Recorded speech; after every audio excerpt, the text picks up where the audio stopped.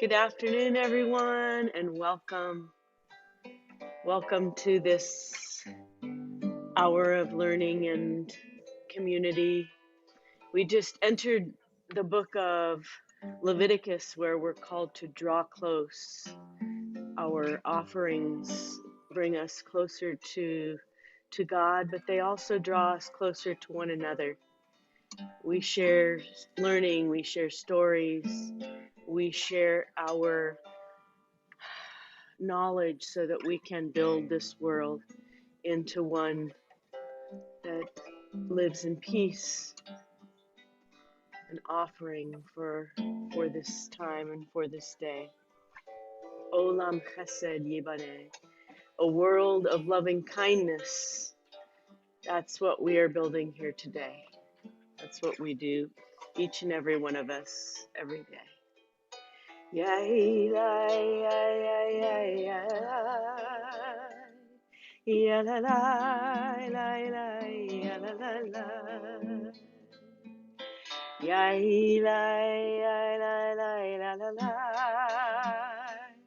ya la la ya ya ya la la la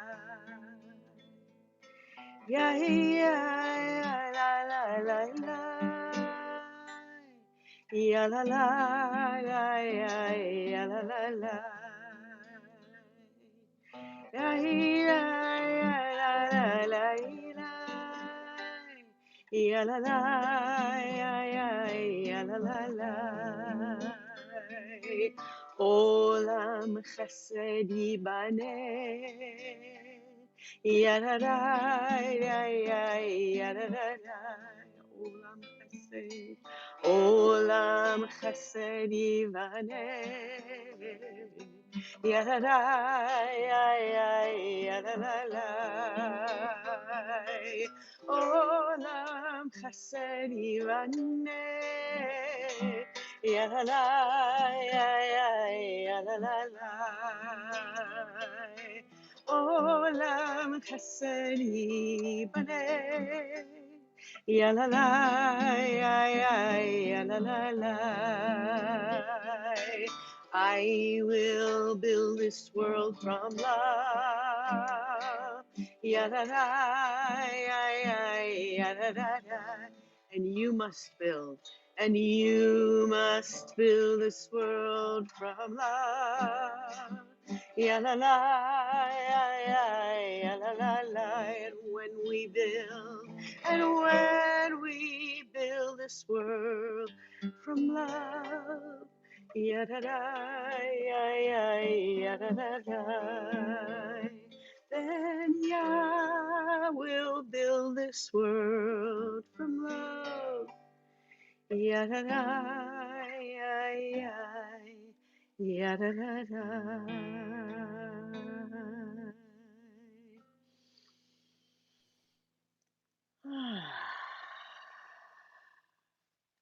I'd like to turn the floor over to Karen Berger, who will introduce our teacher for this very, very special seminar workshop today. Karen? So I want to introduce Rabbi Steve Ballaban, who is a compatriot and friend and mentor and teacher and a very wise man when it comes to the subject that we're going to talk about, moral injury.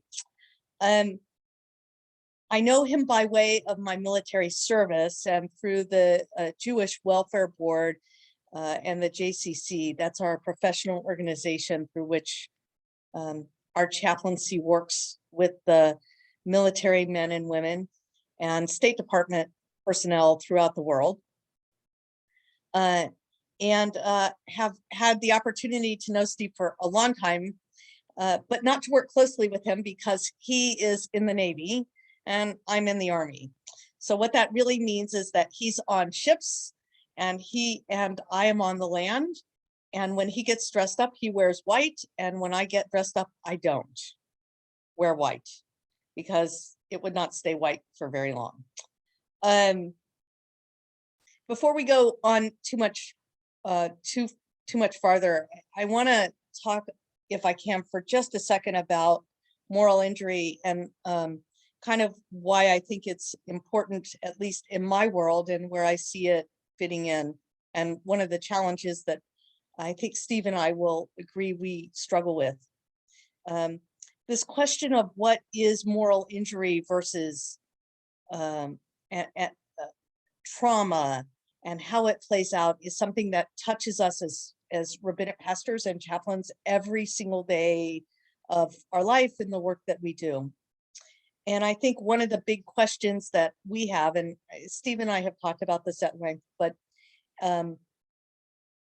is how do we get our arms around this so very critical and very important topic? How do we define it and how do we delimit it? And what I'm hoping is that Steve will give us some insight into this and some background and some understanding so that we can begin understanding how the work that we do as rabbinic pastors here in Aleph plays right into this very critical topic. And the reason I think that our Chevra is particularly a great place to talk about this is that we have many people who are both licensed therapists and who have gotten licensed in that world and who have moved into the world of chaplaincy and away from the standard taught therapy modalities that are often used and thought about when it comes to moral injury and PTSD. Our Chevra is perfectly placed to deal with this because what we're looking at is what is the depth of a person's soul?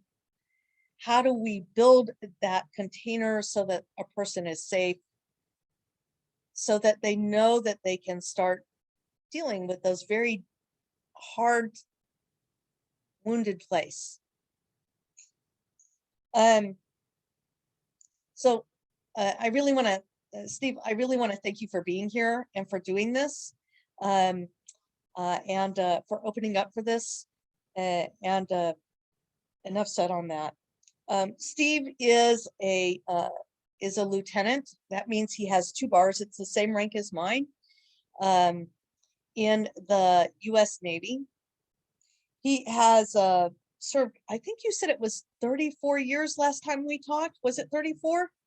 It's almost 37 since I was commissioned the first time. Yeah, so he served in the U.S. Navy for 37 years in the rank that he is at. He was ordained through HUC so many years ago and joined the Navy in 1985. It's a long time to be in the Navy, and it's a very long time for him to be at his rank. He has been deployed. The last deployment he was at was in Atsugi, Japan, and he was there.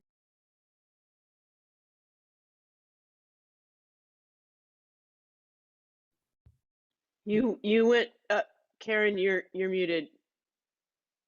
Hang on, there we go. There you go. Sorry, he was deployed for 3 years in Atsugi, Japan, and he has a PhD in apocryphal pseudepigraphy and intellectual studies in Judaism.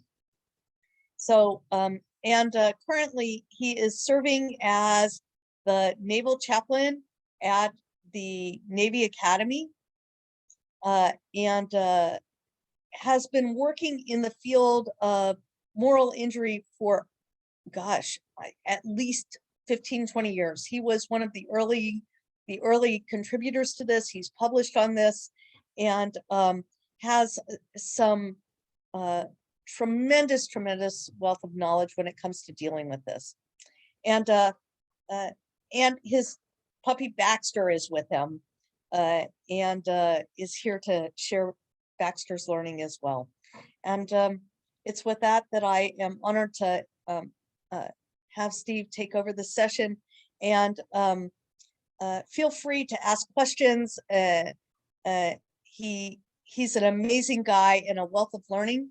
And if you all find this useful, we can do more on this. And it's with that I turn you over. Thanks, Steve. Welcome. Thank you very much, Karen, and thank you to everyone for inviting me to speak and for listening to me speak. The jury's out about how good I am. We'll take a vote at the end. It's I hate to get a lot of praise at the beginning of anything I do, because then there's no place to go but down. I will introduce my dog, by the way, because there's a spiritual dimension to my relationship with him. So this is Baxter, and he's actually one of our souvenirs from Japan. He's a French poodle with some pretty serious psychological issues. But he is my best friend in the whole wide world. And I explained to all of my non-Jewish friends who see me with him that, the concept of challah is the reason we take a pinch of the dough and throw it in the oven, is because the temple is no longer standing. But what I say is that when it came time to create me, God took a pinch of my soul and put it aside for later use. And when it came time to create Baxter, God said, you know what, it's time to put Steve back together. And so Baxter is the last missing piece of me. And I retire I semi-retire on April 30th. And my retirement plan is to live in a van down by the river with Baxter. So that's my future.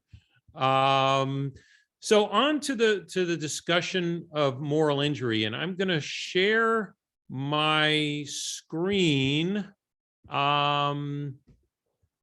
Okay, let's see if I can do this correctly. Can you see this now? We're up. Yes. Okay, perfect. And now I'm going to have to, okay, it stayed there. Perfect. So the issue of moral injury, and the history of it, and I don't know how much you all are aware of kind of the development of moral injury rather, as a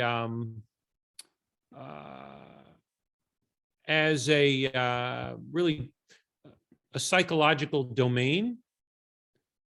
So initially, and are you still seeing the full slide now? Yes. Okay.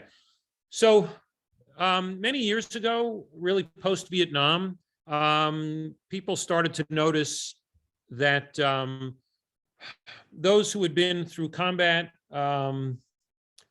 had unique psychological issues and stresses that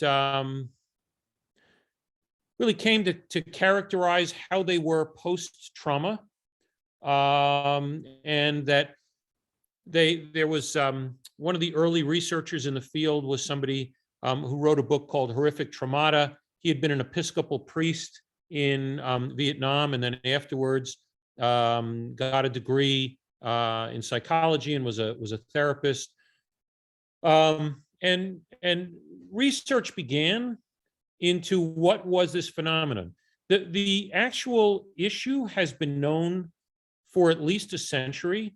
So after World War I, there was a people were classified as having shell shock. After World War II, they were defined as having combat fatigue. So the phenomenon of somebody really being severely distressed and unsettled by experiences that were violent, where life had been at risk, that has been known for a long time. So the real development after Vietnam was the process of defining it, giving it diagnostic criteria, and it is now included in the DSM-5 as an anxiety disorder specifically, and there are 5 diagnostic criteria. And most importantly, in many ways, something is not really an illness in the modern world unless you can get disability insurance for it. and your insurance covers treatment for it. And I don't mean to be flip, but that in the world in which we live, that's how we say something has been reified. It is real, and we know at least how to define the edges of the experience. So after PTSD was identified, there were people who said, well, there are those who do not fit the diagnostic criteria for PTSD, but they still seem to have severe disturbance in the way in which they live their life and engage with the world as a result of these types of traumatic experiences. And so without going into a lot of it, there's a Center for Soul Repair, it's called, I can't remember, the theological seminary. I'm having a CRS, a senior moment here. But, the moral injury is now being studied, and there is an effort to classify it as a separate diagnostic condition, separate from PTSD. So that's kind of the highlights of what it is, as far as it's how we got to this point. So, and one of the things, I do not want this to be a 2-hour lecture. So if you have questions or you have feedback, please feel free to jump in, and there will be points at which I ask for participation. Thumbs up. Okay. So I'm going to give you a case study. About 10 years ago, and in my own background, so my early life was in Jewish text.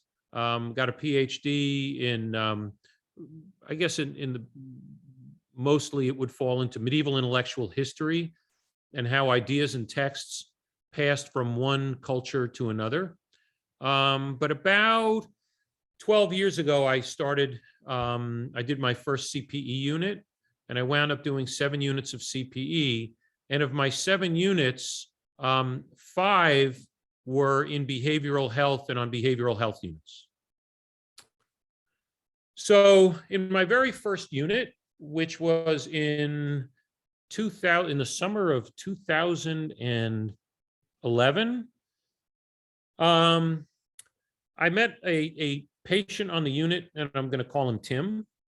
And Tim was a very interesting young man. He was about 25 or 26 years old, had no significant mental health history prior to his admission to the unit. His presenting issues were that he was not sleeping at all. Every night when the rest of the family would go to bed, he would get out of bed. He was married, had children. They were living with his in-laws because he could not keep a job. He would get out of bed and he would get in his car and he would drive around until dawn. And when the sun would come up, he would sleep in his car for about an hour or 2 and then go home. He was showing angry outbursts, extremely irritable, would not talk with anybody about what was going on and what was bothering him. His marriage was starting to fall apart. He was living with his in-laws. His in-laws were very, not only afraid for him, but were beginning to become afraid of him. And I learned a few days into his stay that he had returned from a tour in Iraq about 6 or 8 months previously. And shortly after he came home, this was what they were observing. So the question is, he was admitted to a psychiatric unit, and the psychiatric team had to come up with a diagnosis.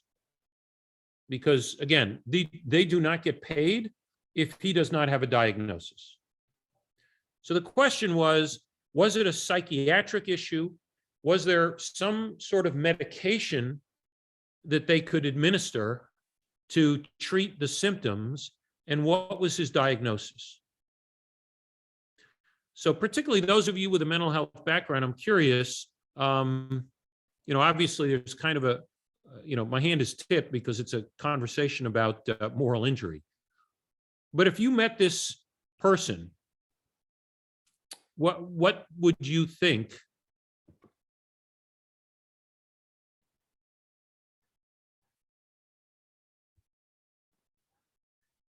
PTSD. Okay. So he wasn't having any flashbacks. He was not re-experiencing a trauma.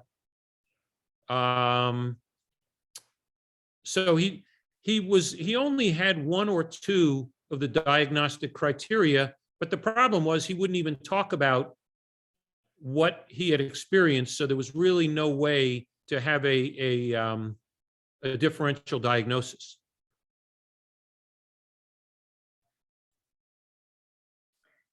So I don't know that I don't have the background to put a label on it, but I will say I spent 2 of my CP units in an inpatient psych unit. And I know that there was one encounter with a soldier who had been in, I don't know if it was Iraq or Afghanistan, I don't remember now, but he had come in with his wife, and eventually it was that he had seen things and had done things that he felt he would never be forgiven for. Okay.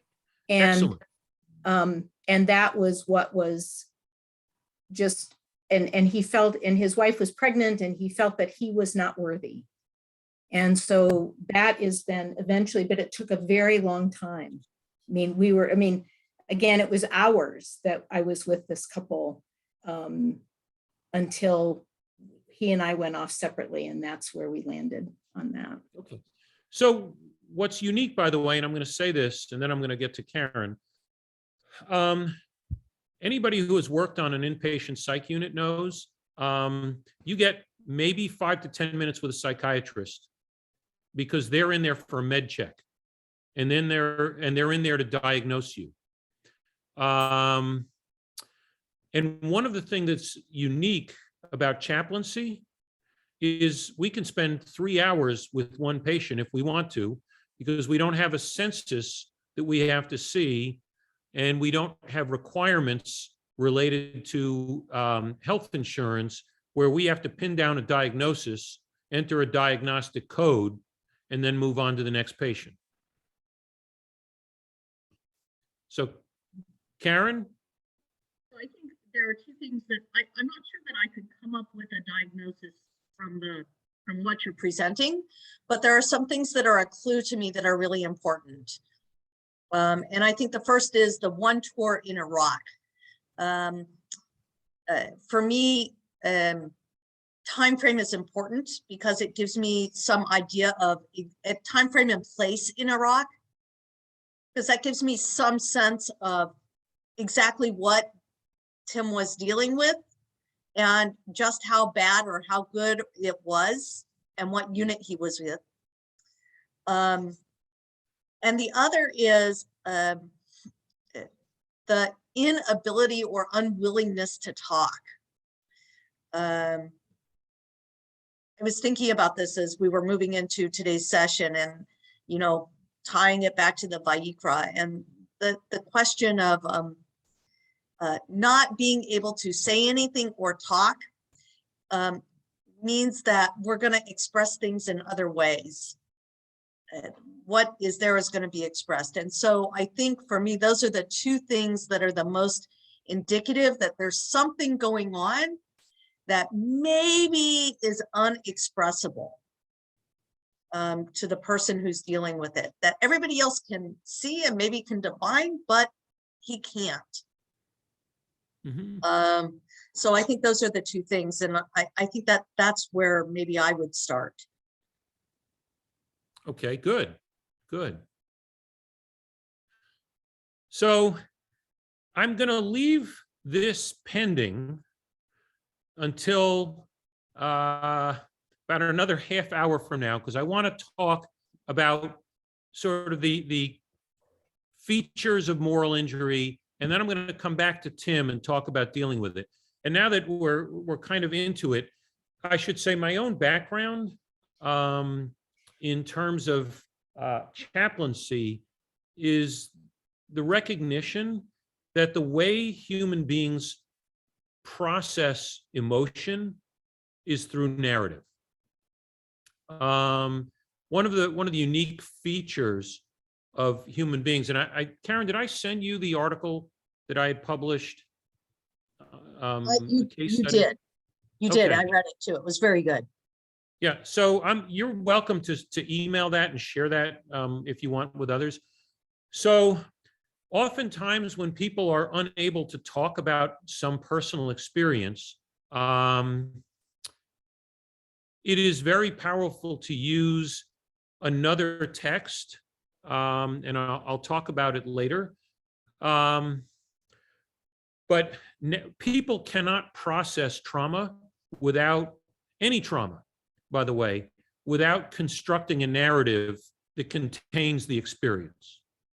So one example, I did a unit of CPE on the oncology unit, and a lot of the patients that I worked with died. And one of the important elements of beginning to integrate the experience of death for anybody is how they tell the story of the death.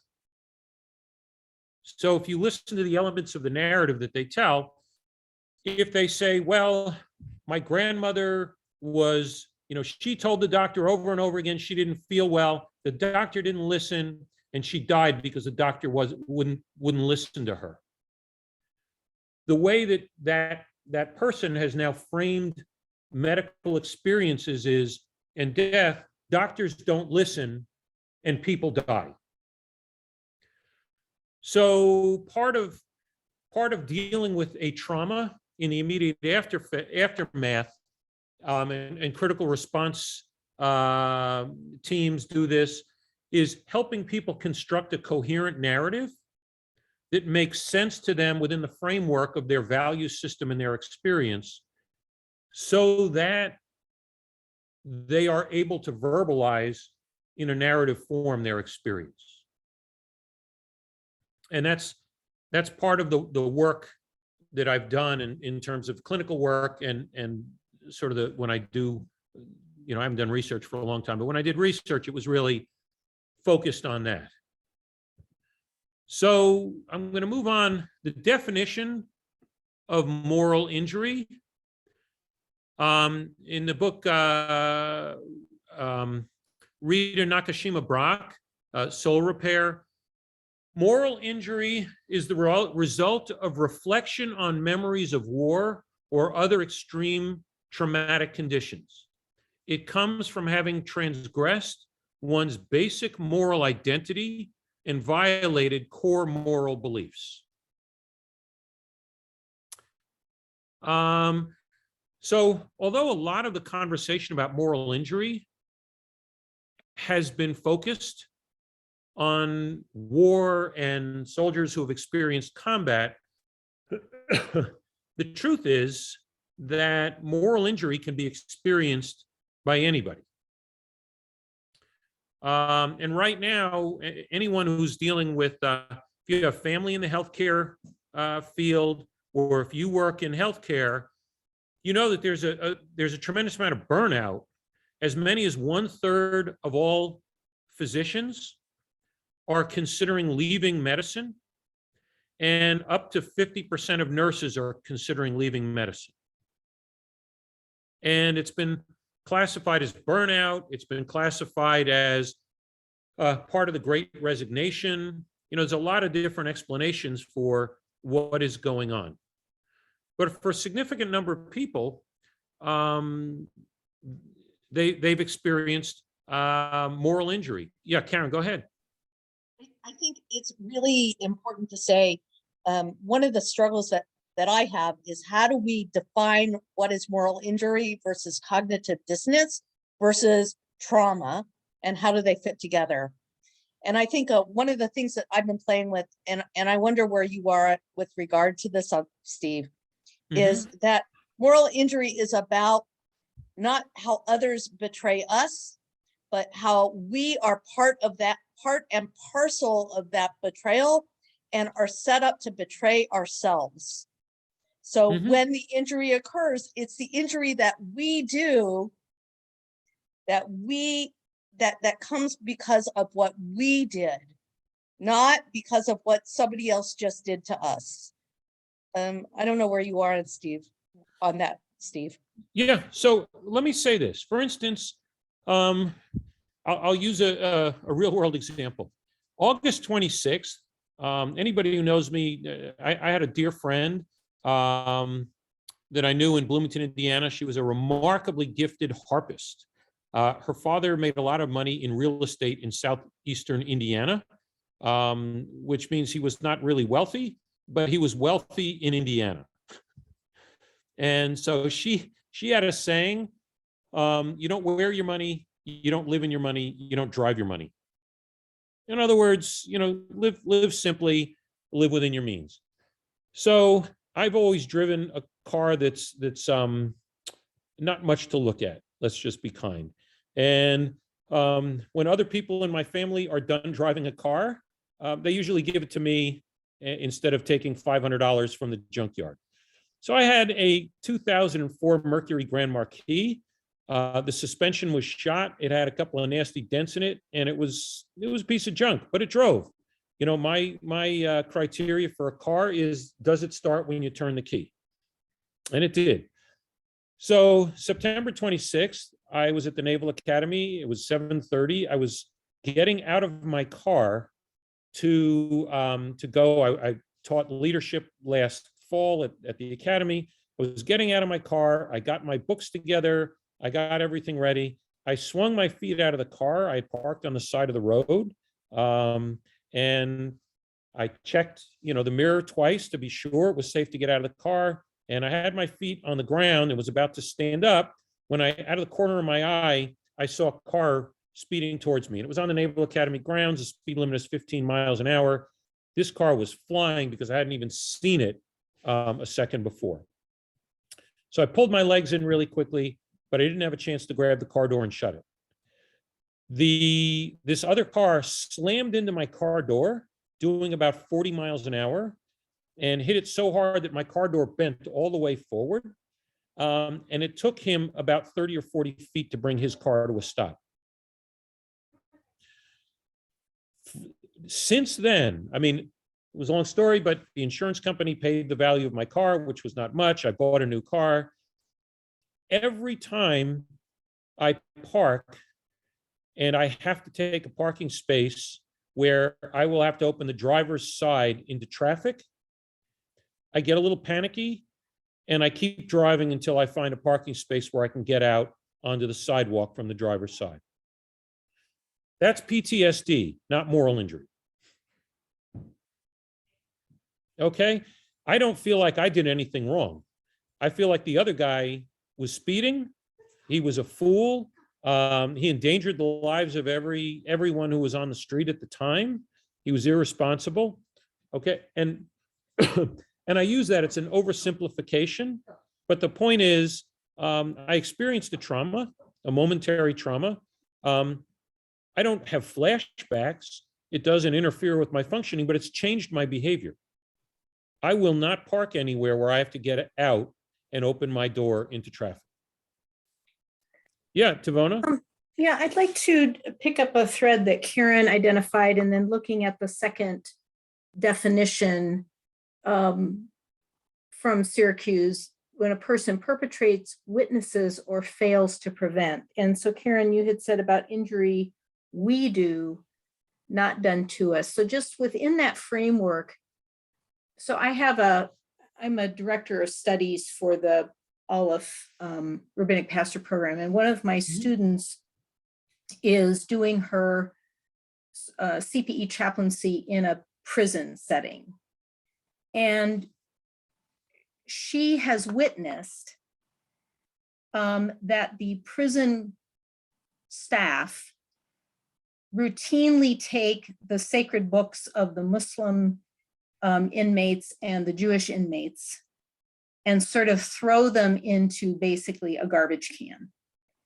Mm-hmm.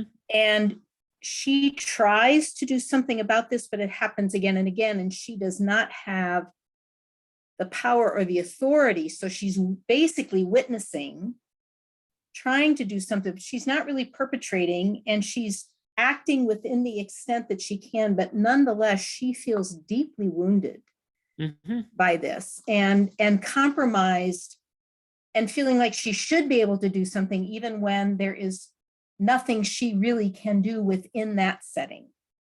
So I'm just curious how something like that it fits. And I heard that also from people here in Portland who during COVID felt like they were not able to do what they thought should be done, but they were witness to it. But they didn't really perpetrate it, nor did they acted as much as they could, but sometimes the system just would not allow them to do anything. So I'm just curious about, Karen, because you brought that up, and then Steve, because you have this definition, where that kind of thing fits in your thinking. So here's what I'll say. It is generally, I think people would like to classify things as binary. You know, my son is a physicist and a mathematician. So it's, you know, there are 10 kinds of people, those who understand binary and those who don't. That's a math joke for, but moral injury is not binary. You don't either not have it or you do have it. We all experience moral distress, but if moral distress rises to the level of interfering with healthy functioning, with being able to carry out our, does everybody know the term activities of daily living, your ADLs?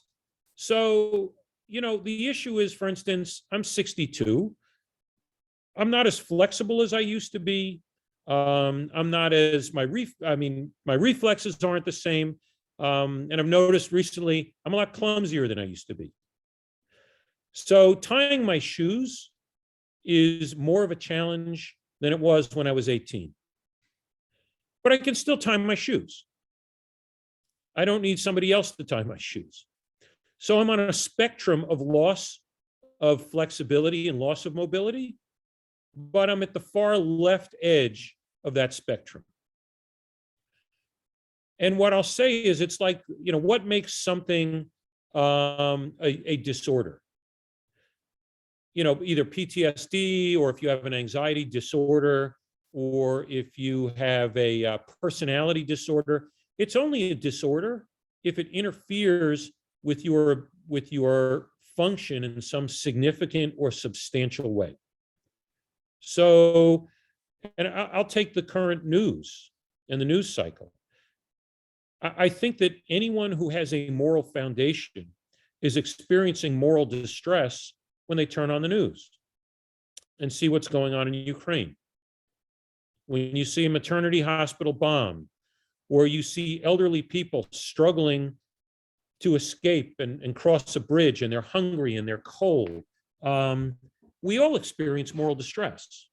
And in fact, you know, one of the things that's difficult about the current news cycle and the communication cycle, if you've read Jonathan Shaw on killing, we're actually traumatizing ourselves and re-traumatizing ourselves every time we watch the news. But why does everyone feel moral distress, or at least anyone with a healthy moral foundation? Because I may witness and I fail to prevent an act that transgresses my moral beliefs, values, and ethical codes. You know, and so calling your congressional representative doesn't change anything. So we're causing ourselves significant moral distress. Now, there are people who can watch it and then say, I'd like another serving of pie, please. And but if you said to them, hey, if you could stop this, would you? Yeah, sure, I would. There are people who find themselves uncomfortable to the point of having a difficult time falling asleep or having a difficult time not, breaking away from the news coverage. They're farther along on that continuum or that spectrum. And then there are people who have profound anxiety and grief and who may go to a psychiatrist and say, life is not worth living anymore. I can't live in a world where things like this happen. And there are people who are close to that stage. So the same thing goes for the healthcare system, where people were forced to intubate and keep people alive when it was clear that they had passed the point of ever recovering. And so they experienced moral distress. And that is within the healthcare system. Now there is kind of an off-ramp where there's an ethics panel. I dealt with many years ago, about 10 or 12 years ago. There was someone who was dying of cancer. And the only thing she could feel was pain. She had lost all consciousness. She was in the ICU, had been in the ICU for about 40 or 50 days. And her only experience of living was agony and anguish. And she could cry and moan, even though she was heavily sedated and had lost all conscious function. The medical staff, her husband kept saying, no, I'm praying for a miracle and I know she's going to come back. And the medical staff finally went to their ethics panel because of moral distress and said, we cannot treat her anymore. It is damaging our ability to perform and to function for other patients because of the moral distress we're experiencing. So I don't know, Tavon, if that helps. That I really appreciate that distinction. I appreciate the term moral distress as part of a continuum and the idea of a continuum. So I thank you very much. That gives me a language to speak to my student about in particular. So thank you for that. Yeah. And I mean, what's that? I just wanted to add one thing to kind of where you're going with this, if I can.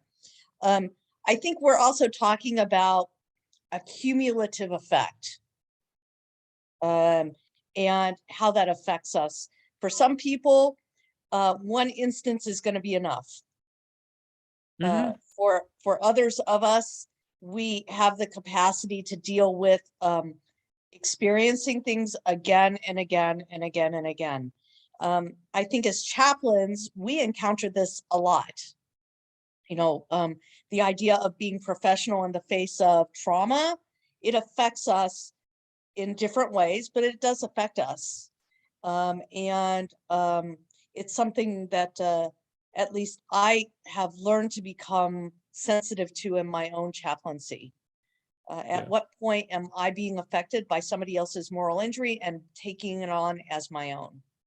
Yeah. And there's a dose response. There's complex PTSD. So for instance, I'll take an example. I used to work, I did 3 units of CPE at the VA in Portland, Oregon, Devona, and VA Medical Center, and I did a fellowship in PTSD. And so, I would see Vietnam veterans who had functioned fine most of their lives after returning from Vietnam. They had issues, but it wasn't like the Deer Hunter, where they were playing Russian roulette after 32 beers. But when you got their stories, what you found out was they'd grown up, many of them in homes with violent alcoholic fathers who were really abusive, almost to the brink of being sadists. And the reason they joined the Marines was because they got in a fist fight with their father, and they beat their father up because they were finally strong enough or angry enough to do it. And then they would march off to the recruiter to prove to their father they were a real man. And then they found themselves, 13 weeks of being brutalized at Parris Island, and then shipped off to Vietnam and steeped in really meaningless, senseless brutality and suffering. You know, and then they wound up with a disability rating of 100% disabled later in life due to PTSD. You know, it wasn't specifically one episode of violence in Vietnam that triggered it. It was complex PTSD. The other thing I'll say, and you know, when I do chaplaincy work, one of the things I came to realize after working on a psych unit is we underestimate the amount to which our physical state makes us more or less vulnerable to mental injuries or psychological injuries or spiritual injuries. If you haven't slept for 3 or 4 days and you haven't eaten properly, and then you witness something brutal, you have your ability to use your prefrontal cortex to screen the moral and the emotional, the strong emotional responses and reactions to something like that are much diminished. Another really odd thing, I did one unit where I rode with paramedics doing trauma work with the paramedics, not with the patients. So has anybody here been a paramedic or worked with paramedics? Okay, paramedics, when they come upon a truly grisly scene, they will turn the face the other way so they don't look at the victim in the eye. Looking at somebody in the eyes when there is gross trauma traumatizes, because that's the way we're wired. As primates, we are wired to be traumatized.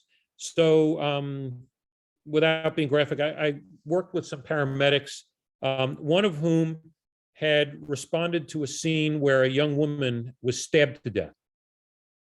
And when he got there, she was still alive. She was bleeding out. She was still alive. And there was absolutely nothing that could be done. She was going to bleed out. So the paramedic was telling me the story, and he said she kept rolling her head to look at me and asking me if she was going to die. And he said, and I kept pushing her head the other way so I didn't have to look at her. And I told her she was going to be fine. But when you work with somebody who has really experienced a severe violent traumatic incident, many times, again, a question you can ask is, did you look the person in the eye? Because that will contribute to the trauma. I mean, the trauma response. So there are elements, you know, and again, I wrote about it a whole lot in the article that I did. There's Broca's region of the brain, which is where speech is formulated. And there is Wernicke's region, which is where language is processed. So when someone's retelling a story, a traumatic event, and you know, going back to Tim, how do you know somebody's been badly traumatized? They can't tell the story. And they've done fMRIs, and what they see is that the blood flow actually diminishes to Broca's region, and they're not processing language. The emotion is bypassing the parts of the brain that take experience and allow us to use language to mediate sharing our experience with another human being. And it's fascinating. It really is. We do have a physiological response to experiencing trauma and reliving trauma and re-experiencing. So I'm gonna keep going. And you know, we can talk more, we can circle back, but I do want to kind of get to the farther or deeper into the topic. So let's see if I can get okay. So questions to ponder with the discussion of moral injury. What are our sources of morality? If moral injury occurs because we violated our moral foundation, what are our sources of morals?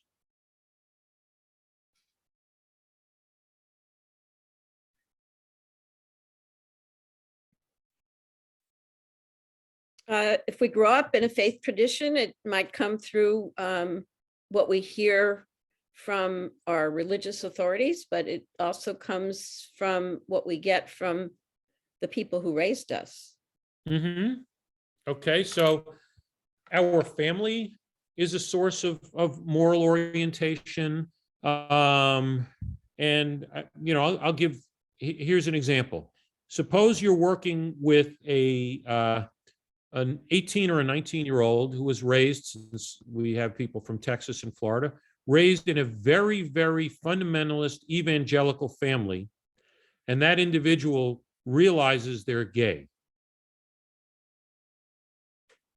So it wouldn't, my child, it wouldn't experience any moral distress whatsoever from their moral foundation of their parents if my children were gay or transgender. I mean, their mother and I, that's just not part of our moral calculus. But I don't know if anybody saw 2020 on, I think it was Friday evening, about Heaven's Gate, the cult where all the people, 38 suicides in the, I think it was in the 1990s, like 1997 and 1998, that the leader of the cult grew up in a very, very, very conservative evangelical home, was married, and I think he had a child, and came to the realization that he was gay. And when he told his parents, they cut him off, disowned him, told him that he was going to burn in hell. Okay, so his family and his faith tradition were an important source of his moral orientation. And going along with that, are there universal moral values? Is there anything that we can say is a universal moral value? I think that's a trick. That's a very tricky kind of question. I mean, it's not meant to be a trick question, but it's a very difficult question. I think I want to flip back up to the sources of morality for just 1 second, if I can, Steve, and just suggest that sometimes our sources are invisible, like we're not cognizant of them. It's like in the very air that we breathe, quite literally. And I think that leads into this question of universal moral values. I don't know that anything is truly universal. I think that there are things that we believe should be universal, but I'm not sure that there's anything that is absolutely universal. Okay.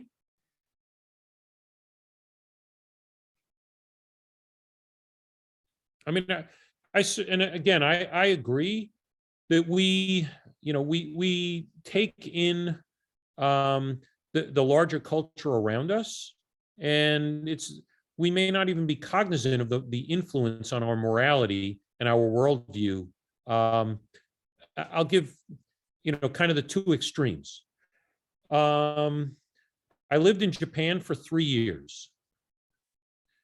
Is it moral to take something that does not belong to you?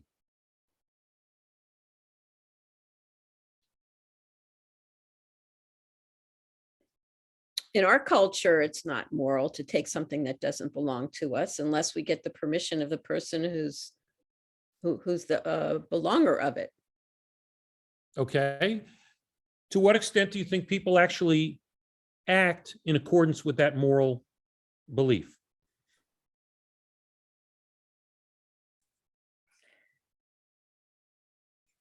I would say not often, and even in our culture, in our quote Western culture, we took a lot of stuff that didn't belong to us, land from other people, identities from other people. Yep. So I think sometimes what we consider moral is in some people's minds conditional. Yeah. In the real world. Right. It's not at all binary. And, like most of life, when you're young, everything is very simple. When you're old, you realize not so simple.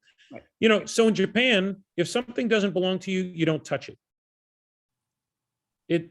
I say one of the things that I enjoyed about living in Japan You could leave your car unlocked with $1,000 bill taped to your windshield and the keys in the ignition.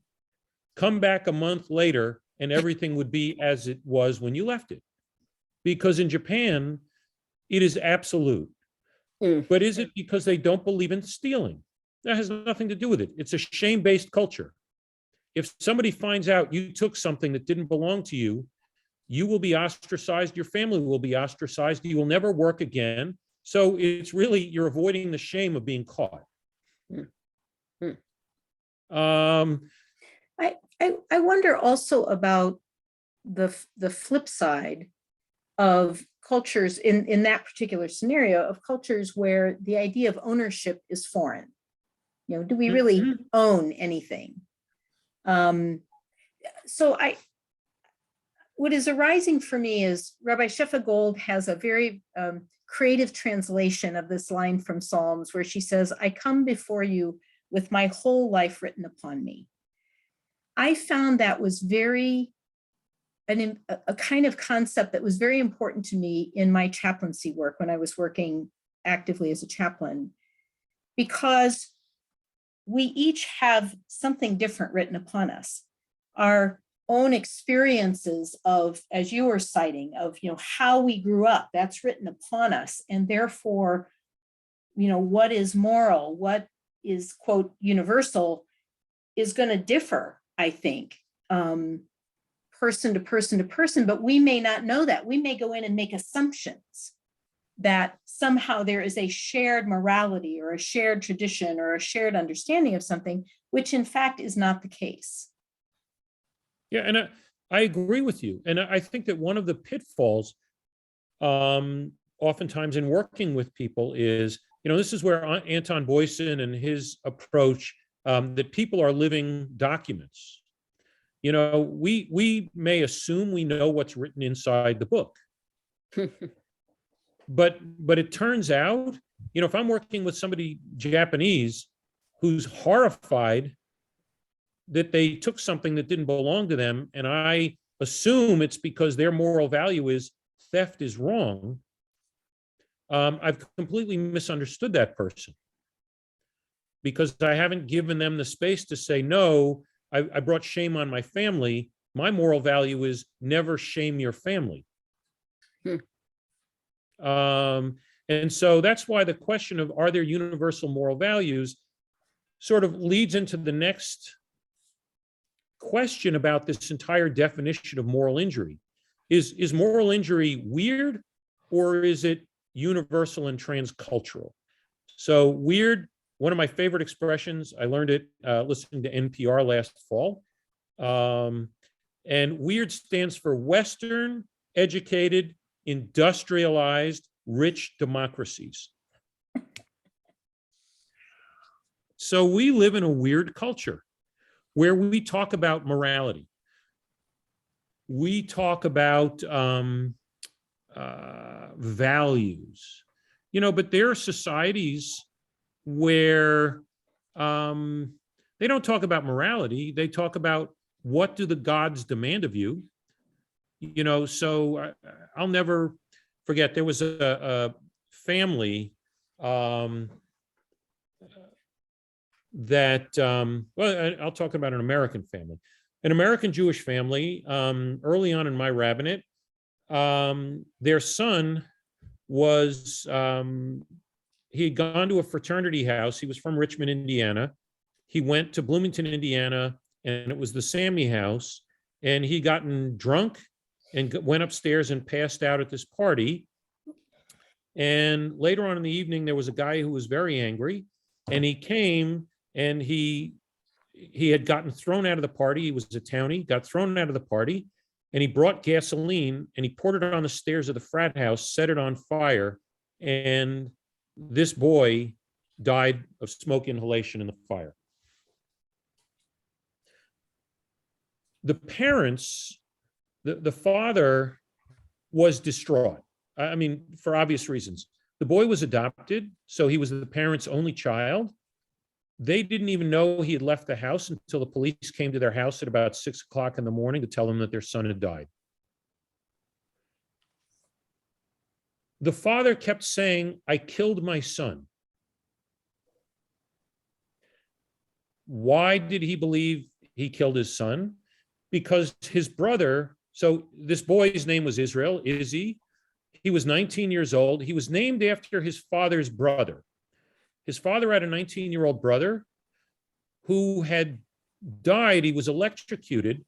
The family had a warehouse, and when the first Israel had walked into the warehouse after a heavy storm, an electrical wire had come loose, and the floor had a large puddle, and he stepped into the water and he was electrocuted and killed. So here, this boy at 19 years old was electrocuted, died in a fire at 19. So the father kept saying, I killed my son. I shouldn't have named him after my brother. Mm. I did this to him. Mm. So, there are different cultures where values may come from theological beliefs. They may come from rituals. And so is the definition of moral injury itself. Cancer is cancer.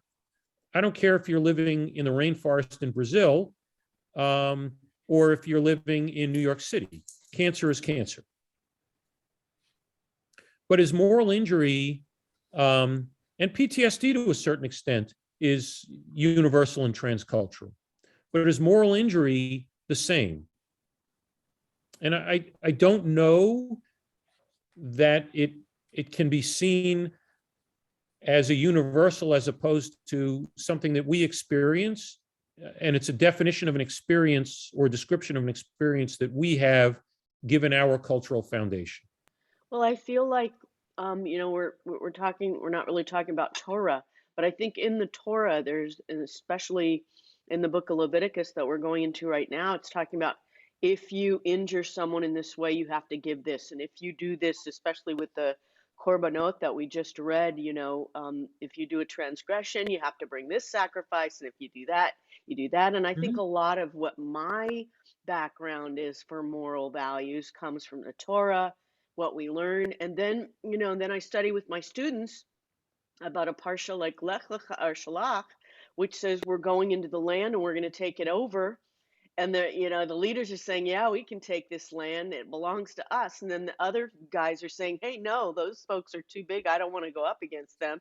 And then, all hell breaks loose and God punishes everybody. And they wander for 40 more years. But I feel like a lot of those topics are discussed in the Torah. And whether they're good or they're bad, they're sort of there. And obviously, we study that. So, and my parents were, steeped in synagogue life, and I was steeped in synagogue life. So a lot of this stuff comes from that.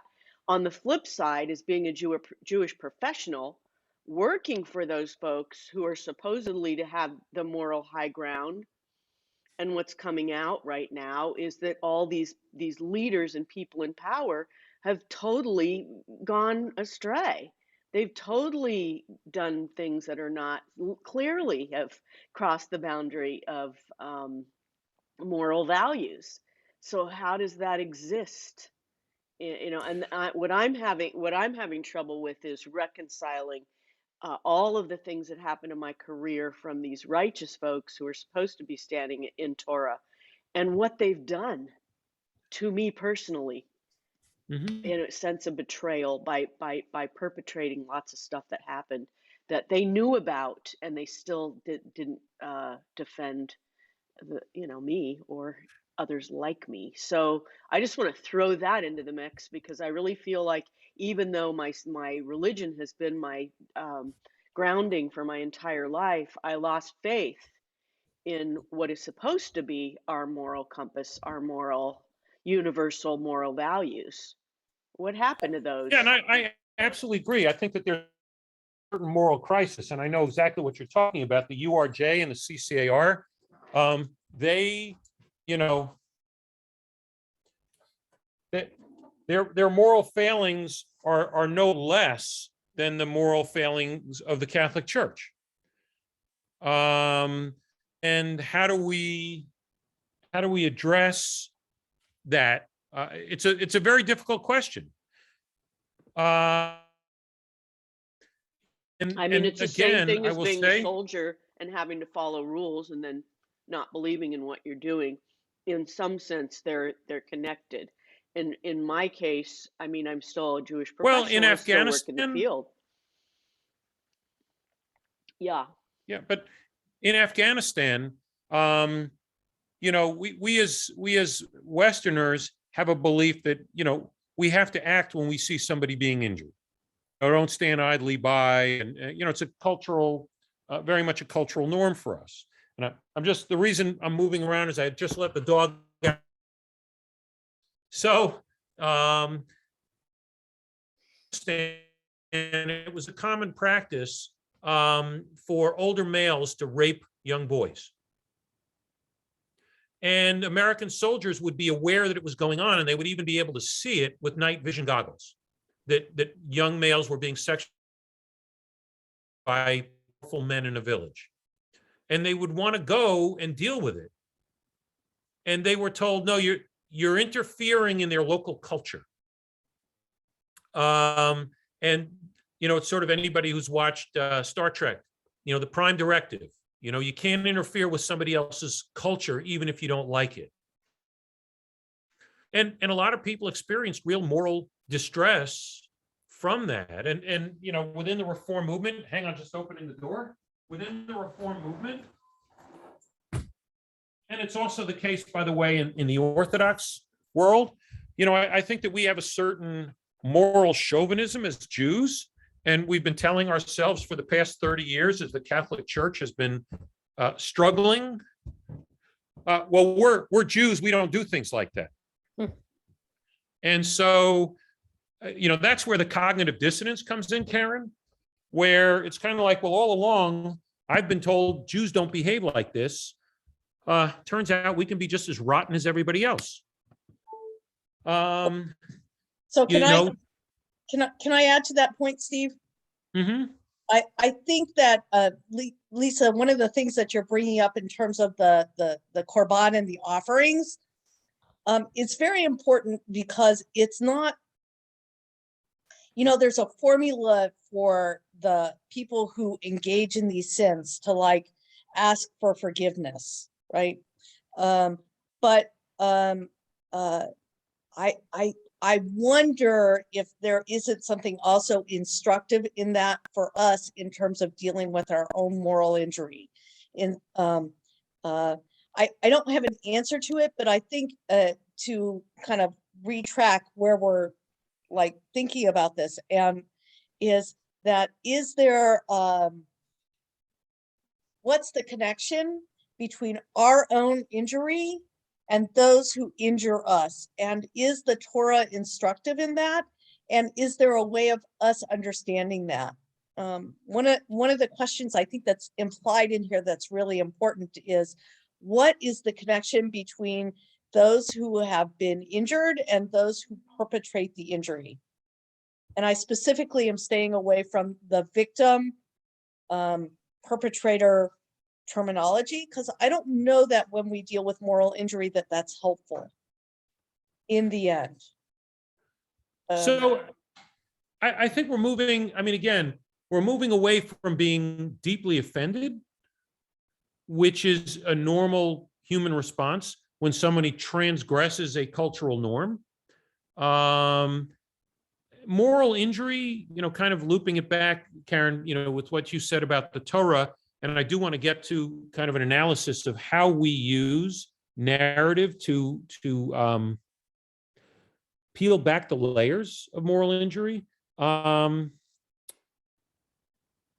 It is one thing to be deeply offended, and there are things that are offensive to me that are not offensive to others, and vice versa. Anybody's worked with somebody who's Catholic, suppose you come and you put your lunch down on a consecrated altar, and you kind of put a book down and you're sort of leaning against it, and you're not, for a Catholic priest, it's deeply offensive. For me, it's just a table, so there's a symbolic weight to certain things. and again, it goes back to the question of are these universal moral values? Is moral injury a universal experience, even if the moral foundation or framework is unique to different cultures?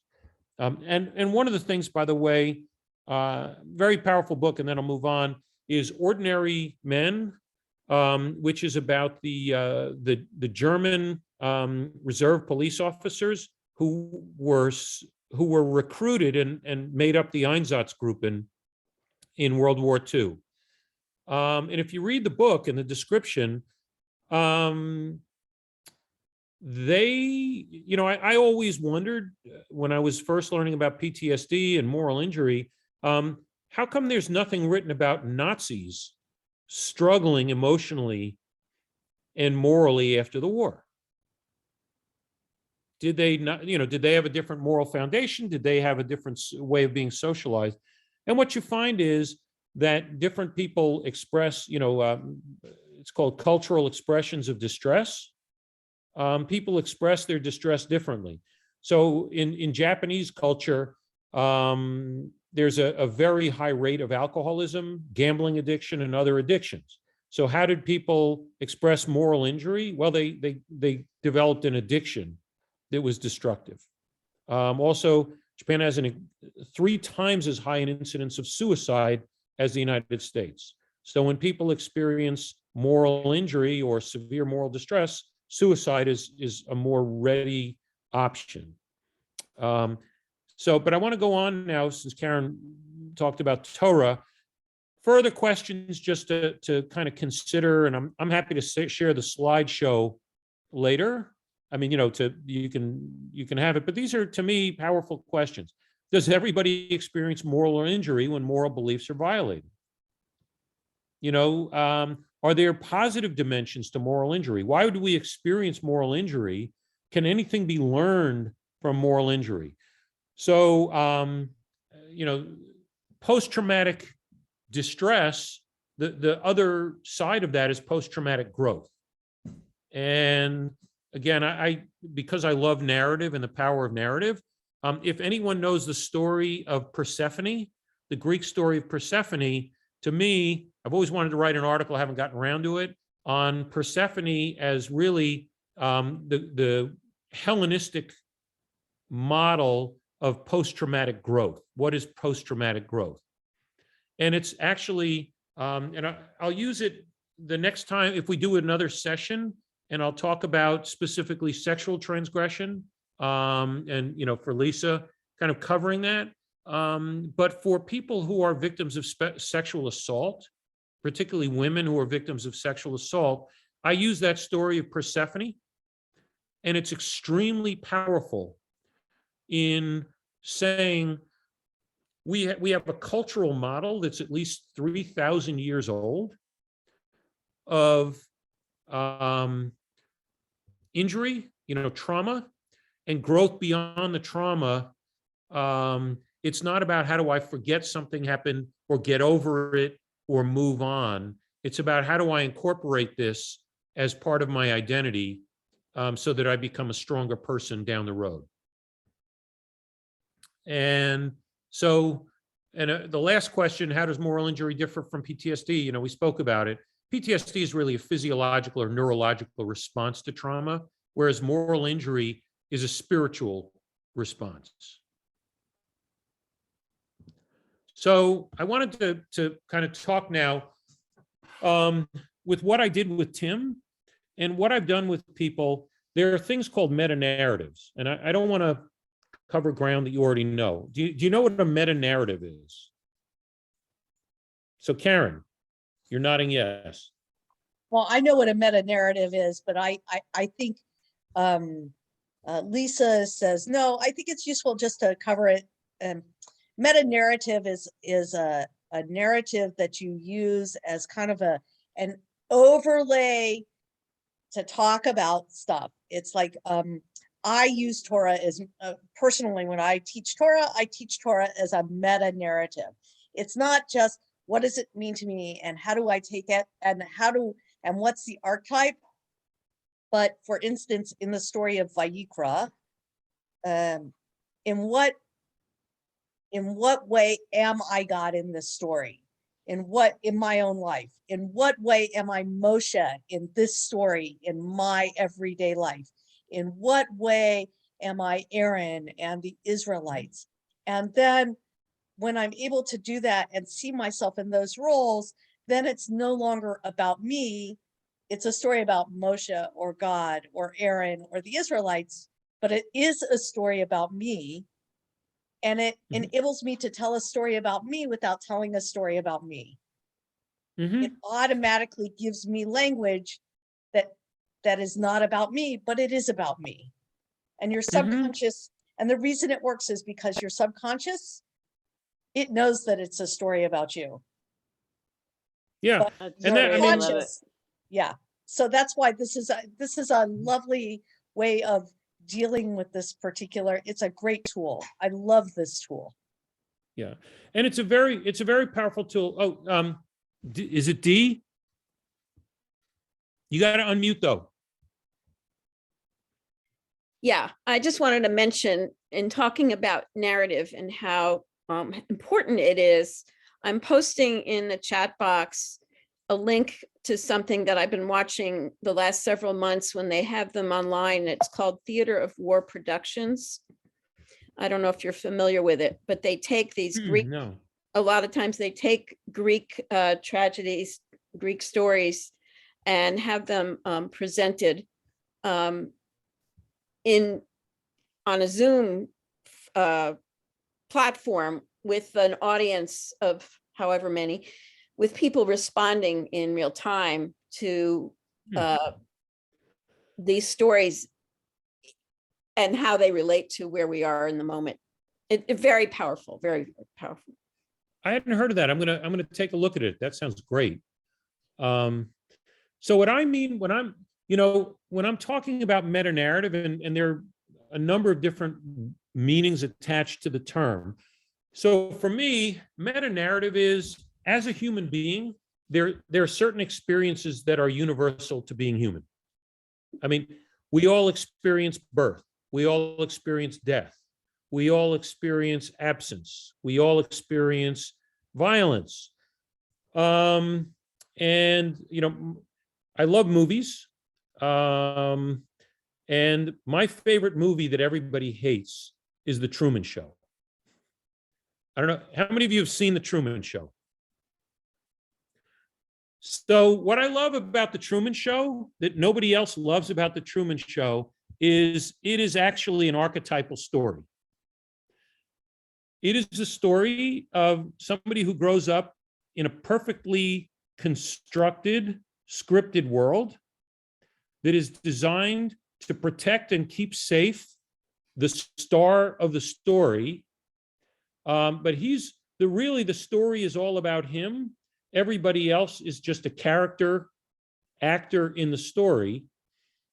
And there is this there is this controlling director or producer who's running things from behind the scenes. And everybody watches it and says, this is corny, this is, impossible, this could never happen, blah, blah, blah.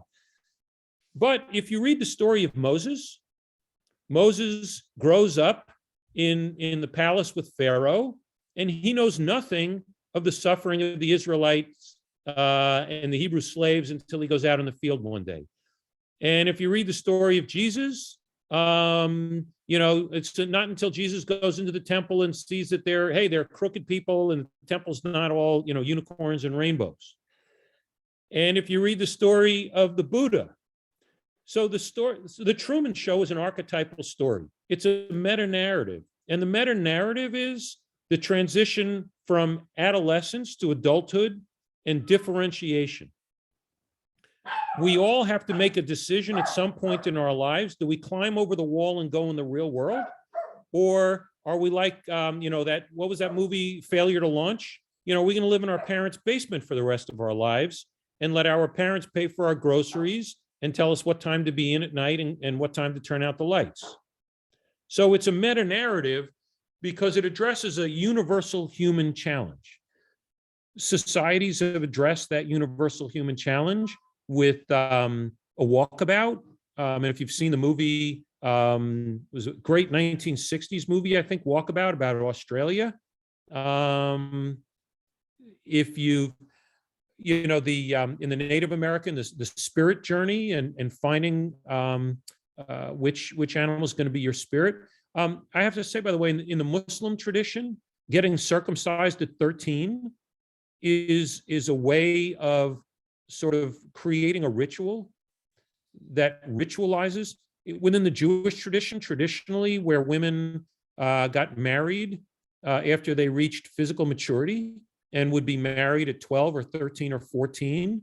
There was, the ritual of going to mikveh and having a head shaved. If you've read Unorthodox, having your head shaved is sort of a physical symbol of that transition from childhood and being protected to now engaging with the world and having to decide to do that.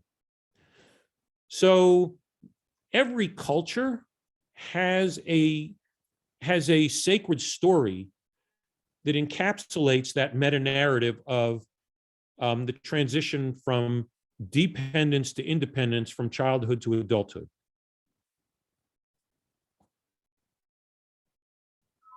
Everybody with me? Yeah. So the Nazarites, same thing. So the thing is, to a certain extent, because of the way in which our culture functions, a cultural value that we have is that we live in a diverse culture. And we don't have a defining set of sacred stories that address the meta narratives that we all struggle with. So violence, killing, and the elements that come from that, we don't have a narrative that allows us to contextualize what it is we experience in our interior life and relate it to a larger cultural narrative that is dictated for us, if that makes any sense. So when you're a kid and you tell a lie, 55 years ago when I was in kindergarten or first grade, they would tell us George Washington chopped down his father's cherry tree. And when his father said, "Did you do it?" he said, "I cannot tell a lie. Yes, I chopped down the cherry tree." That was a way of kind of taking my experience and attaching it to a larger socially constructed narrative of we don't lie. Americans don't lie. Turns out we all lie. What's his name? Not Zim. Oh, the historian, the stories your parents didn't tell you or stories your teacher didn't tell you. Howard Zinn? Howard Zinn, yeah. So Howard Zinn sort of deconstructed those myths of American history. Turns out we weren't always the good people in the story. Turns out we did terrible things too. And that was part of deconstructing a cultural myths and a moral framework.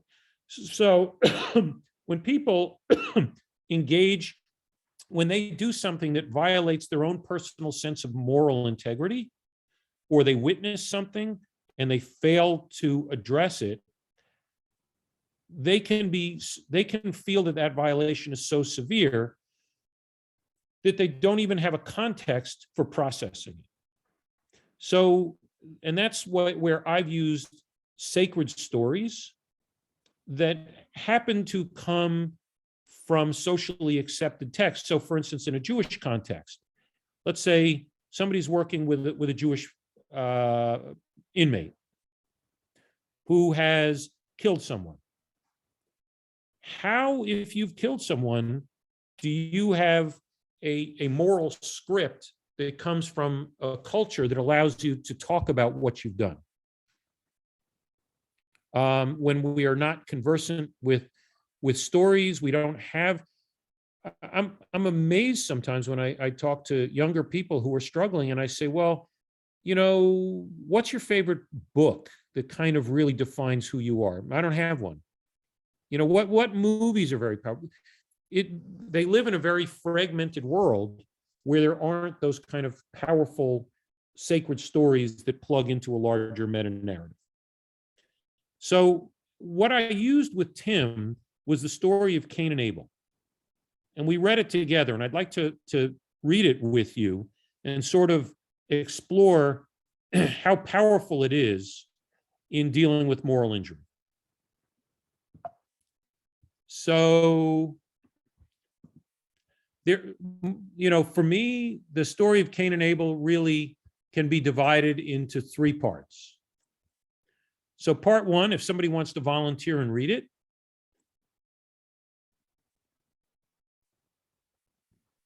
Okay, I'll I'll do vote. it. Oh, Okay, go ahead. Dee. All right. Adam made love to his wife Eve, and she became pregnant and gave birth to Cain.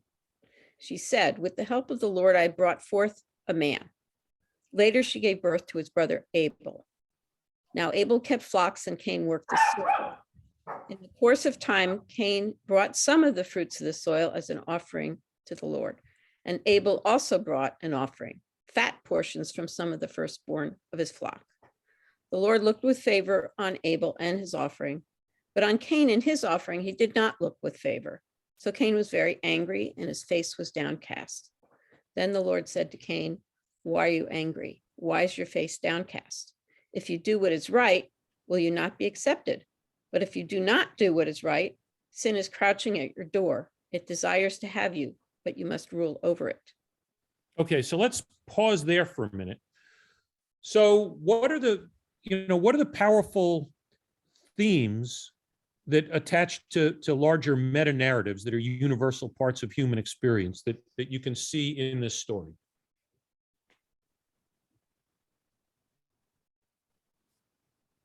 Being born? Okay, being born. Favoritism. Okay, favoritism. And just the issue of brothers, which is a big one in our Torah. Yeah, Lots of sibling brothers. rivalry. Rivalry. Okay, Disappointment. disappointment, Power. Some power. kind of power going on here. Uh-huh. So remember the story I told about Izzy? The Yep. name. In the Jewish tradition, Mhm. your name is very powerful. So how many of you have done a funeral and you're prepping for the funeral and you ask the family, "Can you tell me the deceased's Hebrew name?" How often are they able to answer that? Not very. Yeah, almost never. Almost never. Somebody says, her great aunt Shirley might remember. Yeah, no, I usually get the Hebrew name. I haven't run into that often. But you're very fortunate, I Oh have yeah, to say. Yes, I've I run am. into it a lot. Now in weddings, for wedding couples, especially with all kinds of weddings, that's been a real challenge for me. But the funeral is, I think I've mainly gotten the answer to those questions. But you're right. A lot of times we don't. And a lot of times they say, maybe Aunt Shirley remembers, or maybe I should check something. Do you have anything in your house that might have the Hebrew name on it? Yeah. So in using a story like this, when you're talking with someone who's not able to express their distress, you know their name. Any patient on a census, you have their name. Tell me where you got your name. What does your name mean? What does your name mean to you?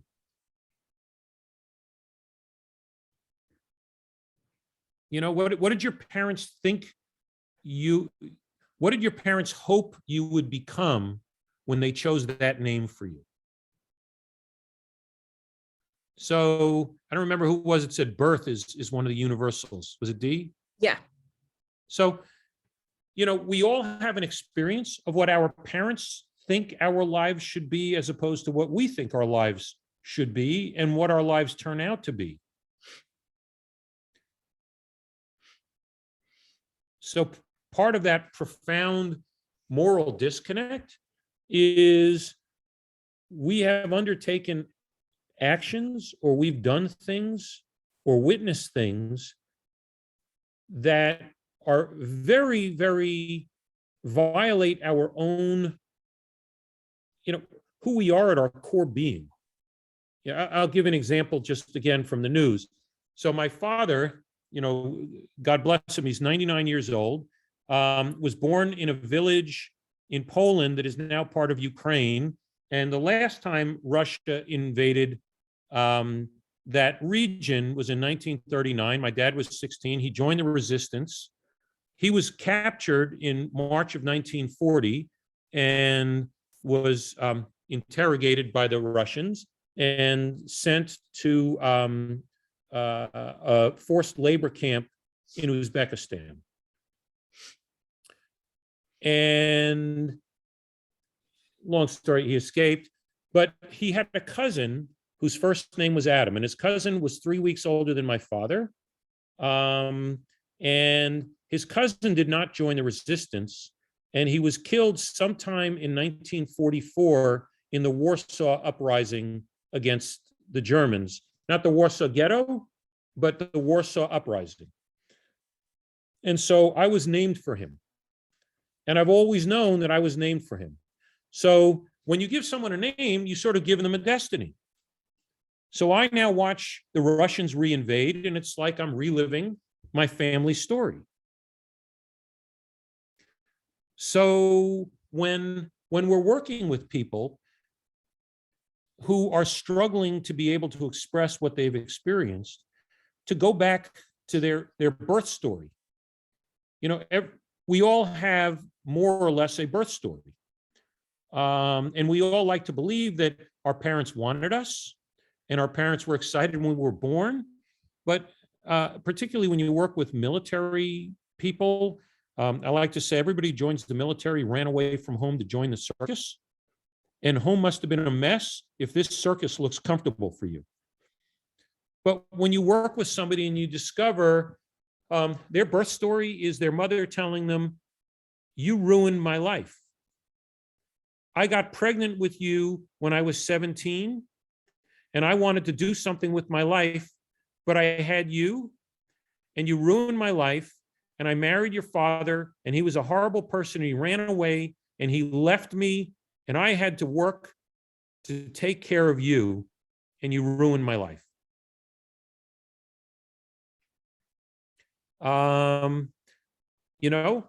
That's one heck of a birth story. And so Adam made love to his wife, and this is, the RSVP translation. She became pregnant and gave birth, and she said, with the help of the Lord, I brought forth a man. It's ki kaniti ish. So kayin is a pun on kaniti. So Eve basically says, I have been given a man by God. So there's a certain element of this is mom's vision. God gave him to me. And later she gave birth to his brother Abel. Interestingly enough, there's no explanation of where Abel's name comes from, what it means.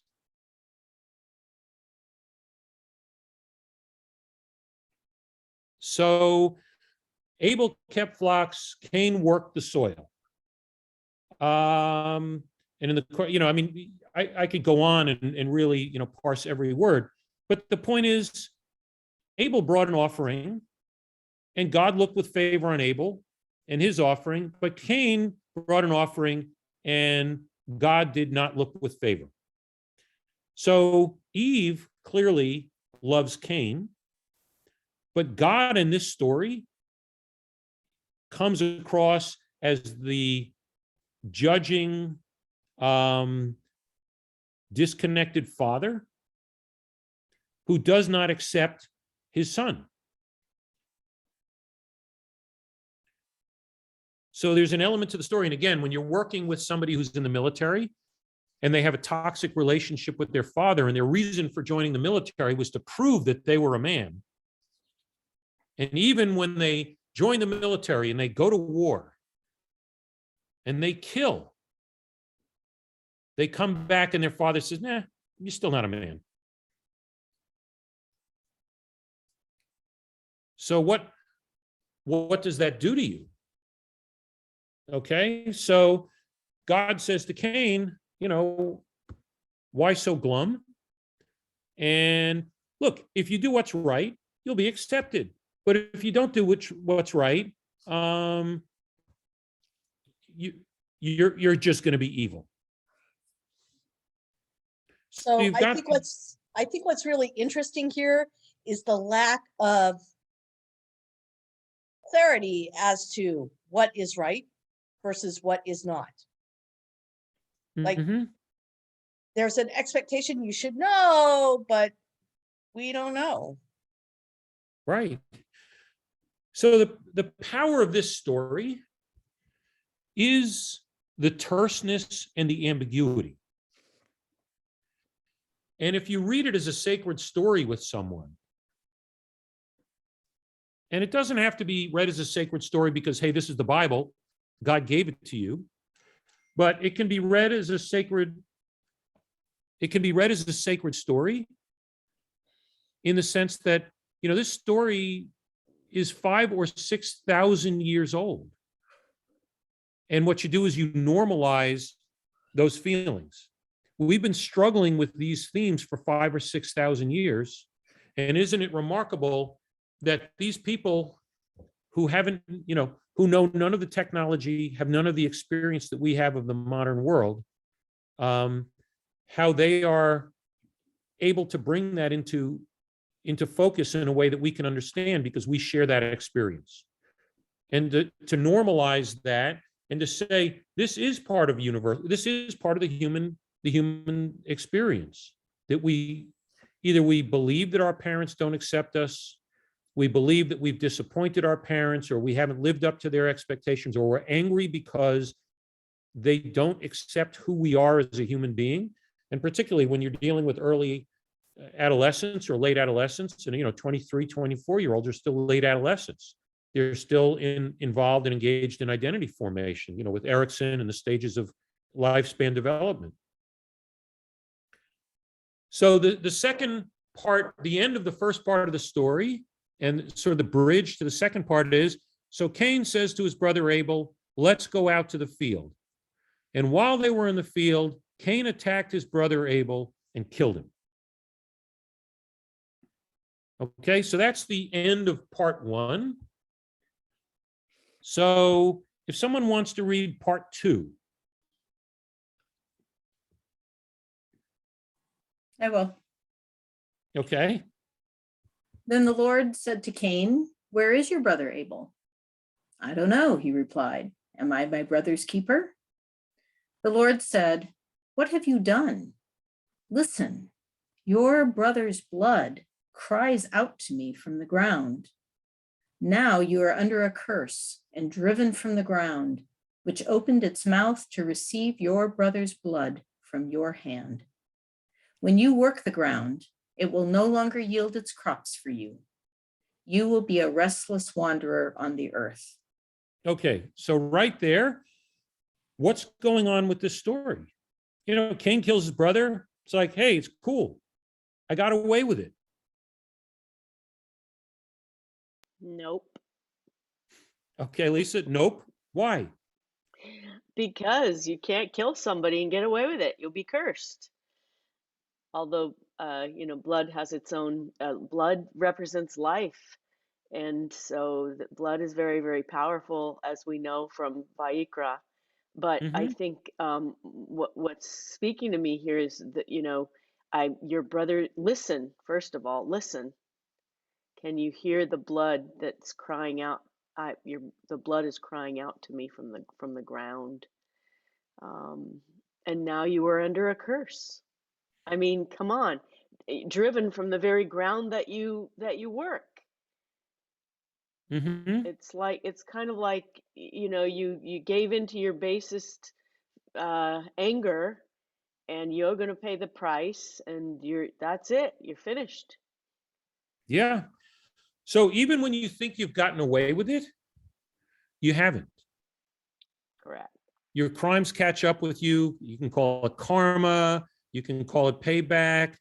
Okay. And Can I God just say, says, Can I just interject here that I find it interesting that so God sends Cain away, but what I find interesting and we don't read in the Torah is in that same and Genesis, there's another person who kills someone believing that Cain got away with it.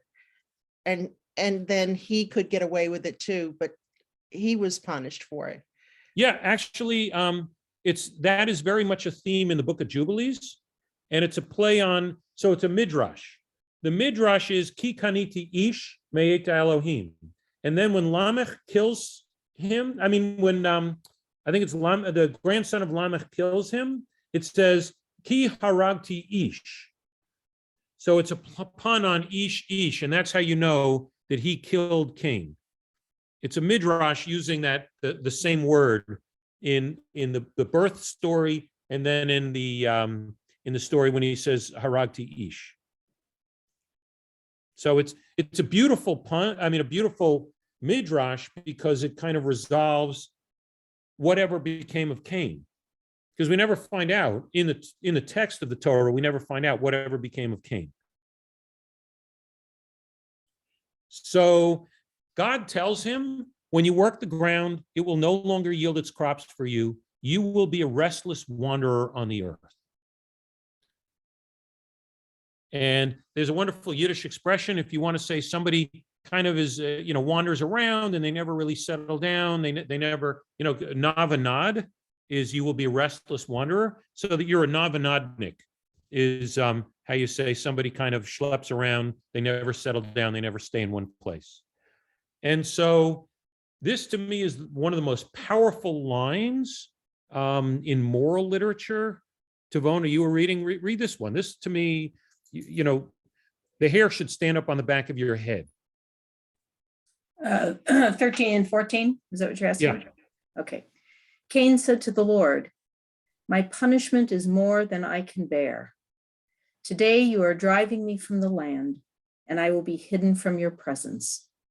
I will be a restless wanderer on the earth, and whoever finds me will kill me."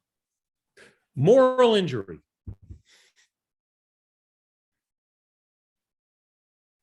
Moral injury. So what's really interesting about this is that it's not God saying, "I will hide my presence from you," but that Cain is saying, "Your presence, my presence will be hidden from you." So it's Cain that's hiding his face as opposed to God that's hiding God's face. Well, no, Cain is saying, "I will be hidden from your presence. You will have turned from me. I will not be able to experience goodness, blessing, grace, forgiveness, mercy, any of those positive characteristics that we ascribe to a relationship with God or spirituality. I am spiritually dead from this point onwards." Yeah, the word "your" should be capitalized. I will be hidden from your presence. So, yeah, there's just he pretty much, his spirit just dies right there. Moral Yeah. injury. I get it. And I will be a restless wanderer on the earth, and whoever finds me will kill me. I don't deserve to live. Everybody will know what I've done, even if I don't tell them. They will know what I've done, and they will know I deserve death. So moral injury, it's a living death. Your soul has died, but your body hasn't. So going back to Vona, this is the difference between moral distress and moral injury. Moral injury is I have done something so unforgivable that I can no longer experience anything spiritually good, and I'm dead, but wandering the earth. I'm a zombie. I have a question. Someone who has that kind of an experience and feels that they're unforgivable, even if the party that they've been the perpetrator of, if they have not, say, if they've been forgiven by the family of the one that they killed. What I want to know is, what does it take for someone who's experienced that kind of moral injury to heal from their moral injury? What do they need? So I'm going to try to be optimistic. I'll say it starts with being able to verbalize it. Most people who have experienced this kind of moral injury can't talk about it. Right. So for instance, within the prison system, sort of this reconciliation work and restorative justice, where you bring together the victim or the family of the victim, and the perpetrator is really able to talk about what was the emptiness in them that led them to do this, and how have they suffered as a result of committing that offense, or how I mean, there are ways, but generally in life, the truth is it doesn't happen. Yeah. And I mean, I'll go back to kind of the story with Tim in a minute. I just wanted to hit the third part of the story, and I'll just read it. The Lord said to Cain, "Not so. Anyone who kills Cain will suffer vengeance 7 times over." Then the Lord put a mark on Cain so that no one who found him would kill him. So Cain went out from the Lord's presence and lived in the land of Nod, east of Eden. So, this, and again, you can take a look and, at this and use it later on. But what I did was I read this story with Tim because I was a veteran. And so we were able to talk. So what happened with him was he was in Iraq, and he was standing on a checkpoint, and a car was headed towards him, and it was driving, and it didn't stop. And he had just a split second to make a decision about what to do. And he fired on the car, and he killed everybody in it. And it turned out it was a pregnant woman and a couple of children and an older man, and they were probably on the way to the hospital for her to deliver the child, and he killed everybody. And he couldn't talk about it. Why? Because he said, my punishment is greater than I can bear. If I tell my family what I did, they won't let me. I don't deserve to live with them. I don't. And I mean, he was restless and wandered the earth. He just drove around all night long. He couldn't sleep. He didn't think that he could touch his own children because he had murdered children.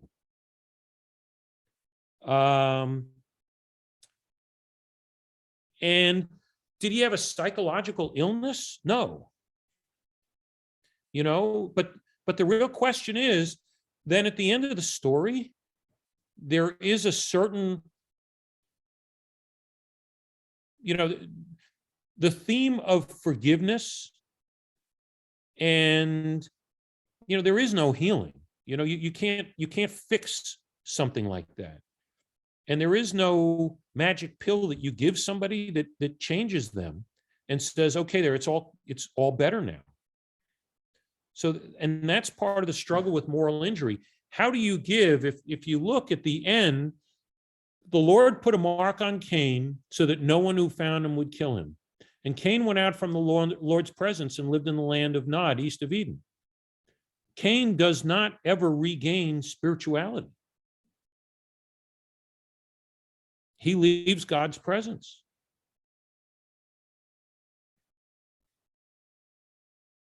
And so that's part of the pain of, and the whole work of soul repair is, how do you give somebody, you can't give them their old soul back.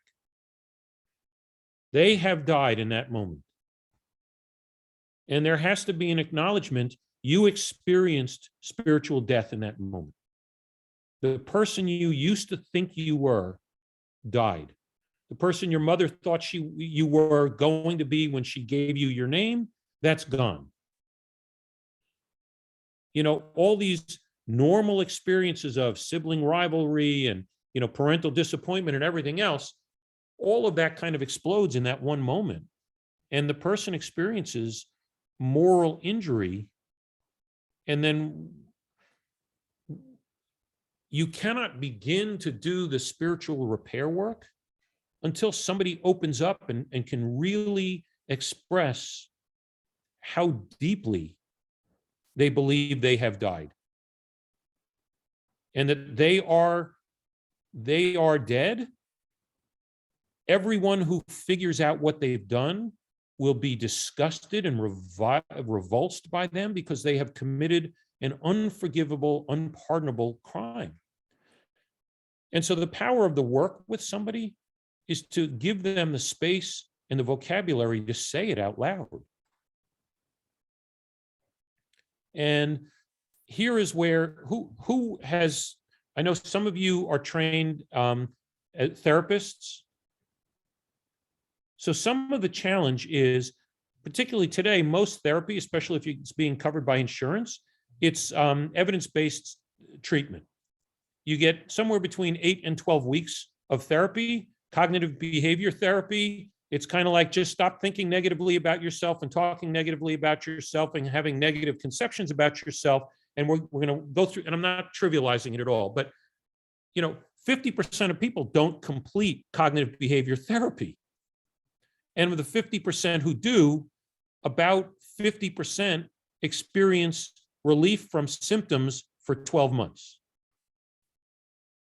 And the issue is, you can't treat a spiritual injury as a psychological issue. And cognitive behavior therapy, it's very rare for people with moral injury to have a successful course of treatment with cognitive behavior therapy, dialectical behavior therapy, EMDR. Can I need to leave here momentarily, but I just want to add one additional. I totally agree with what you're saying. And I've also, when I was working as a chaplain in inpatient psych, I had a real profound disagreement with one of the Christian chaplains who felt that just by giving absolution to someone who was having that depth of a sense of wrongness, needing forgiveness, was fine. And so that also wasn't enough. It was never enough. Amen. It's not about, hey, you're forgiven, you had no choice. It is not that simple. I mean, it's no different than saying to somebody who's physically dead, hey, listen, you shouldn't be dead. I pounded on your chest 3 times. Your heart attack should be over by now. Right. I do need to leave now. Thank you, Stephen, so much.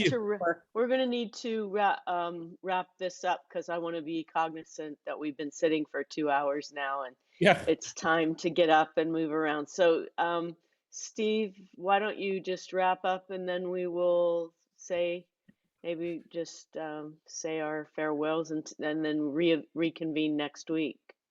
Okay, and I have to. I'll email you later about next week because I have to drive back from New York, so I may either have to do a time shift or maybe push to the following week when we pushed it forward a week. But yeah, I'll email you later. Yeah, we'll talk about it, but I need to have that information so I can get it out. Maybe we can do that after I'm going to stop recording and you can stay on for a few moments. Can we unshare your screen and just be together in community for a moment? And then if anyone has any final things that they would like to share before we sign off. That was very intense. Dee, do you want to say something? Well, just one thing. I had a privilege of interviewing a woman from South Africa, from a Black family whose father was murdered during the apartheid era. And she and her family were offered the opportunity to meet with the murderer, who had been imprisoned for many years since then. And so they did. And her brother and her mother and her grandparent, I think, who were all there, all forgave this man. Hmm. And this woman, her name is Candace, she said, before I could do that, I have to ask you a question. And the question she asked him was, could he forgive himself? And his head kind of bowed down and he said, I was really worried that that was the question that you were going to ask me. And no, I'm not, I cannot do that. And then she went over and she just hugged him and he just wept. Anyway. Yeah, I mean, that's, and it's very obvious how much just even hearing that story stayed with you and touched you. And I think, you know, kind of to wrap up, one of the things that's so difficult about doing this kind of work is when you truly are open to working with people who experience this depth of despair, and you are emotionally open and vulnerable, you lose a portion of yourself after an encounter like that. And, you know, again, in clinical terms, it's secondary trauma. But a lot of people burn out from doing this kind of work because you are traumatized working with somebody who is that traumatized.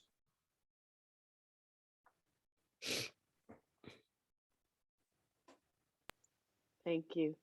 And we'll continue to explore this when we're together again. So thanks everybody for being here. And I hope whenever we get together again, we'll have the opportunity to keep talking about this important topic.